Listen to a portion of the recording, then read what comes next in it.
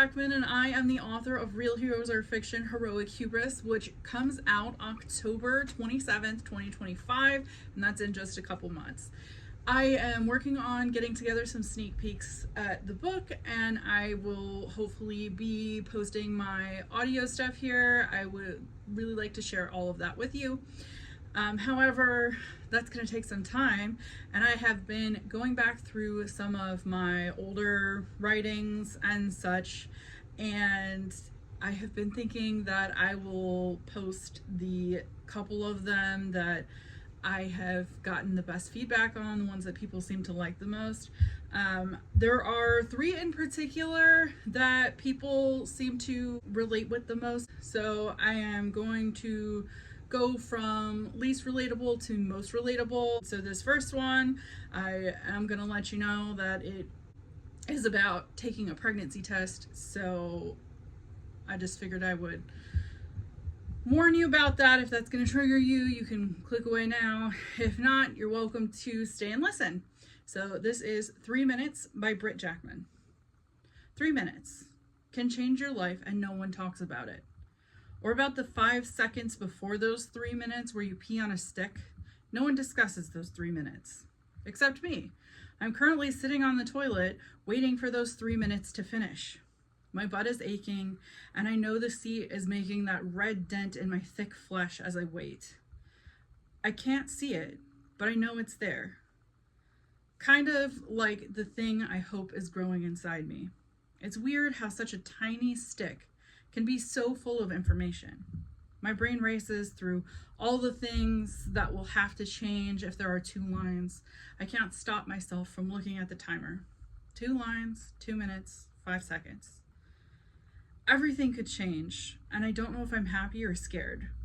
The hum of the air conditioner is louder than the pounding in my heart in the silence that has fallen over our 1-bedroom apartment. And the dogs aren't whining or barking or scrambling around with their nails click-clacking along the ground. The silence throbs in my ears as I wait for my timer to go off, and I resist the urge to glance at the stick while waiting. But I allow my thoughts to wander, imagining what my life will be like if that second line shows up, and a picture holding a bundle of joy in a hospital with my boyfriend over my shoulder smiling, teary-eyed as he looks upon us. I glance at my phone timer. 2 lines, 1 minute, 5 seconds. I picture raising a little girl with the same blonde hair and blue-green eyes we both have. I give in to the joy I feel at the thought of raising our baby, which causes me to begin rubbing my belly without realizing. But then the timer goes off. 1 line, no minutes, 5 seconds. My heart breaks a little over something that neither of us really needs at this time, which I remind myself as I fight back the thought telling me no one ever really needs it. I know all these things, but I still choke back tears. It still hurts. No one talks about this either. The 3 minutes after, when you have to accept that you are simply fat and your period is late and your body is doing odd things for no good reason. You tell yourself that it will come when the time is right, but somewhere in the back of your mind, you still question whether or not you will ever be able to have that baby.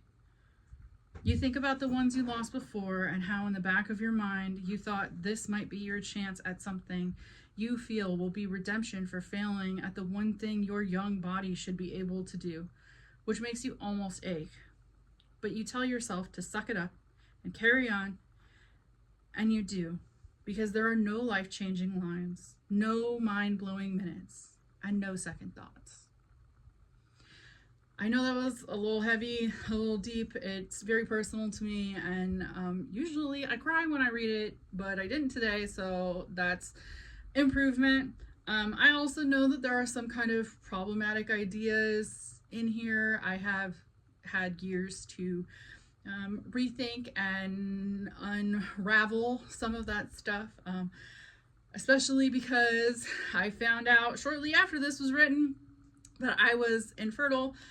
I say shortly after, a couple years later, I found out that I was infertile. The likelihood that we will have children is very slim. So I've had a lot of these moments, and I think that talking about it and sharing it and being a little more open with the things we face, especially as it relates to fertility, will help everyone. So if you have a moment like this, or you can relate to this, I would love to hear it in the comment section down below, and I hope everybody has a great day.